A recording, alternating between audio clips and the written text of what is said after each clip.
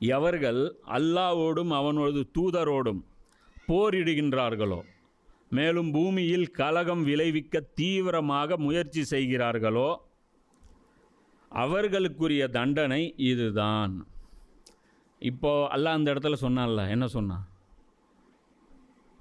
ஃபசாது பண்ணுறவங்க, அதாவது ஒரு மனுஷனை கொலை பண்ணுறவன், அல்லது ரெண்டாவது யார், பூமியில் குழப்பம் விளைவிக்கிறான். அதான் வாட் இஸ் குழப்பம்?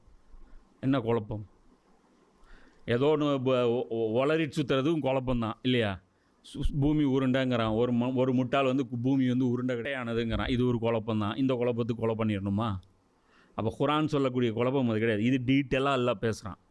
என்ன சொல்கிறான்? ஃபஸ்ட்டு அந்த ஃபசாதுடைய டெஃபினேஷன் என்னன்னு நல்லா சொல்கிறான். இந்த ஆயத்து ரொம்ப ரொம்ப முக்கியம்.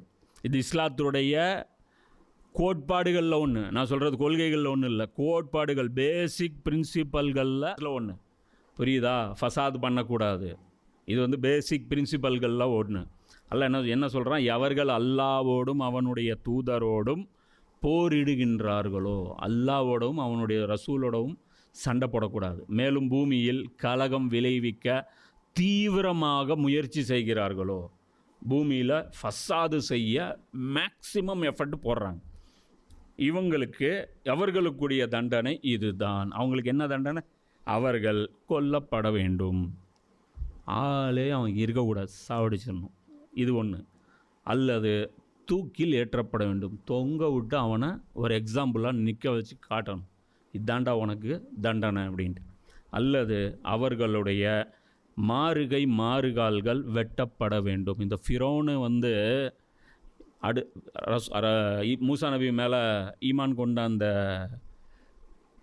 சூனியக்காரர்கள் இருந்தாங்க இல்லையா, அவங்கள வந்து என்ன பனிஷ்மெண்ட்டு கொடுத்தான்? மாறுகை வெட்டி தொங்க விட்டான். இது ஒரு பனிஷ்மெண்ட்டு அல்லாஹ் சொல்கிறான். கடைசி பனிஷ்மெண்ட், அல்லது அவர்கள் நாடு கடத்தப்பட வேண்டும். இது அவர்களுக்கு உலகில் கிடைக்கும் இழிவாகும். மேலும் மறுமையில் அவர்களுக்கு இதைவிட கடுமையான தண்டனை இருக்குது. நான் சொன்னல, 5வது அத்தியாயம் இது வந்து அரசியலை வந்து கன்க்ளூட் பண்ணுது, தீனை கன்க்ளூட் பண்ணுது, இஸ்லாத்துடைய கான்செப்டை கிளியர் பண்ணுது. நீங்கள் எந்த மாதிரி நீங்கள் இங்கே உலகத்தில் வாழணுங்கிறது ஆணித்தரமாக இது பேசுது. புரியுதா? அப்போ இதில் ஒரு கன்ஃபியூஷன். ஒரே ஆள், அவனுக்கு தண்டனை என்ன? கொன்றுணும், கொன்னுடணும். கொன்னவனையே பிடிச்சி தூக்கில் போடணும், தூக்கில் போட்டவனையே பிடிச்சி கை கால் வெட்டி மாறுகால் போடணும், அவனையே நாட்டை விட்டு தூக்கி போடணுமா? என்ன பேசுது இது? என்ன பேசுதுன்னா அந்த குற்றத்துடைய வீரியம். இது 4 செக்ஷன்ஸ் பேசுது. செக்ஷன் 1, லெவல் 1 குற்றம் பண்ணால் இந்த தண்டனை கொடுக்கணும். லெவல் 2 குற்றம் பண்ணால் அவனு சாகணும், ஆனால் அவனை தொங்க விடணும். லெவல் 3 குற்றம் பண்ணால் அவனை ஒத்த கை ஒத்த கால் வெட்டி அவனை ரோட்டில் போடணும். லெவல் 4 குற்றம் பண்ணால் ஊரில் இருக்கக்கூடாது, ஓடிடு, இந்த நாட்டில் நீ இருக்கவே கூடாது, அதிகபட்சமாக நீ ஓடிடணும் அப்படி. இது எல்லாமே இதில் சிலது நபி ஸல்லல்லாஹு அலைஹி வஸல்லம் அவர்களே நடைமுறைப்படுத்தினாங்க. இப்போது அந்த குற்றத்துக்கு வருவோம். குற்றம் என்ன? அல்லாஹ்வோடும் அவனோட தூதரோடவும் சண்டை போடுறது. சரி, ஓகே. அல்லாஹ்வோட யாவனாவது சண்டை போட முடியும்? அல்லாஹ் எங்கே இருக்கான்?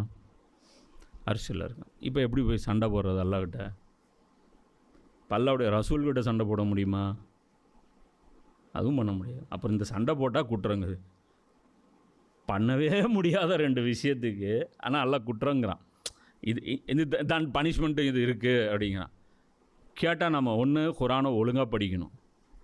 ஒழுங்காக படிக்கலைன்னு வச்சுக்க, இதை கடந்து போனால் நம்மளை மாதிரி ஒரு கூமுட்டை எவனும் இருக்க மாட்டான். இது என்ன பேசுது? என்கிட்ட சண்டைக்கு வராதிங்கப்பா. எத்தனை பேர் இது வரைக்கும் அல்லாட்ட போய் சண்டை போட்டு வானத்தில் போய் ஸ்பேஸு எலான் மஸ்கெல்லாம் போய் மேலே போய் சண்டை போட்டால் வந்து திரும்பி வந்து அந்த ராக்கெட் வந்து லான்ச் பண்ணான். இது என்ன பேசுது? நம்ம ஒரு விஷயத்த சொல்லும்போது என்ன சொல்கிறேன்? என்ன புது தீனை பேசுகிறீங்க, இல்லாத விஷயங்களை பேசுகிறீங்க, யாருமே சொல்லாத விஷயங்களை கருத்தை சொல்கிறீங்க. இது வந்து எங்கள் அப்பம் பாட்டம் சொல்லலை, இது இவங்க சொல்லலை, இது அவங்க சொல்லலை. ஆமாம், வெள்ளைக்காரங்காலத்தில் அடிமை காலத்தில் உட்காந்துட்டு உங்களுக்கு இந்த தஃசீர்லாம் எழுதுறதுக்கு அவன் பேனாவும் இங்கே எடுத்து பிரிண்டிங் பேர்ஸ் கொடுத்துட்ருப்பான். அவன் நவுந்ததுக்கப்புறம் தான் ஆய்வு பண்ணவே முடியும் என்ன நடந்துச்சு அப்படின்ட்டு.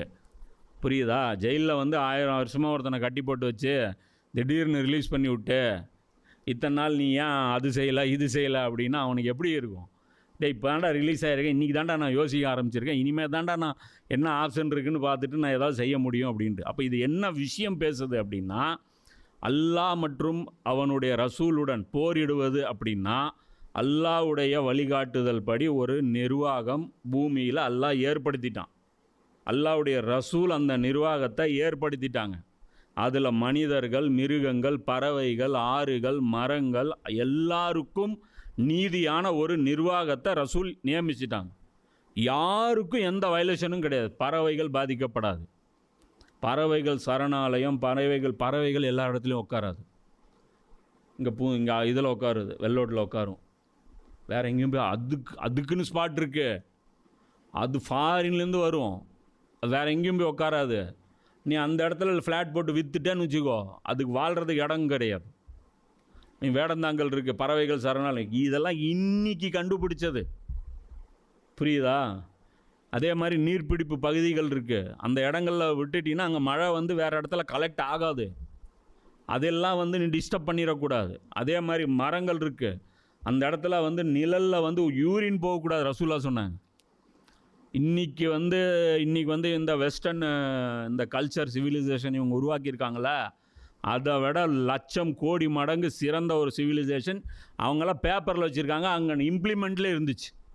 இவங்க வந்து அதை இன்னும் அதை நோக்கி போயிட்டுருக்காங்க, ட்ராவல் பண்ணிகிட்ருக்காங்க. இன்னும் அவங்களால அதை பண்ண முடியல. காந்தி சொன்னார்ல, நடு ராத்திரியில் ஒரு பெண்ணு நகையை அணிஞ்சிக்கிட்டு எந்த பயமும் இல்லாமல் என்னைக்கு ரோட்டில் நடக்க முடியுதோ அதுதான் உண்மையான சுதந்திரம். இது இன்றைக்கி பூமியில் சவுதி அரேபியாவில் கூட கிடையாது. நடக்க சொல்லுங்கள், நடந்து காட்ட சொல்லுங்கள். பெண் ஒரு 100 பவுன் நகையை போட்டு ஆள் இல்லாத பகுதியில், நான் சொல்கிறது ஆள் இல்லாத பகுதியில் நடக்கணும். நபி ஸல்லல்லாஹு அலைஹி வஸல்லம் காலத்தில், உமர்லியானு காலத்தில் ஒரு பகுதியிலிருந்து, அதுவும் பல 100 கிலோமீட்டர்லேருந்து அவங்க ட்ராவல் பண்ணி வந்தாங்க. யாரும் அவங்கள தவறான எண்ணத்தில் பார்க்கவும் இல்லை, அவங்கள சீண்டவும் இல்லை. இத்தனைக்கு அழகான பெண்ணு, அவங்கள சூறையாடவும் இல்லை. எப்படிப்பட்டவங்கன்னா, வாழ்க்கை பூரா அவங்கள திருடுறது மட்டும்தான் அவங்களுக்கு தொழில். ஏதோ சொக்க தங்கங்கள் கிடையாது. அவங்கெல்லாம் ரொம்ப டீசெண்டானவங்க தான். ஆக ஒஸ்ட்டு சிச்சுவேஷனில், கல்ச்சரில் வளர்ந்தவங்க. இன்றைக்கி கூட மனிதன் ரீச் பண்ண முடியாத ஆக உயரத்தில் அவங்க கொண்டு போய் அல்லாஹ் வச்சுருந்தான்.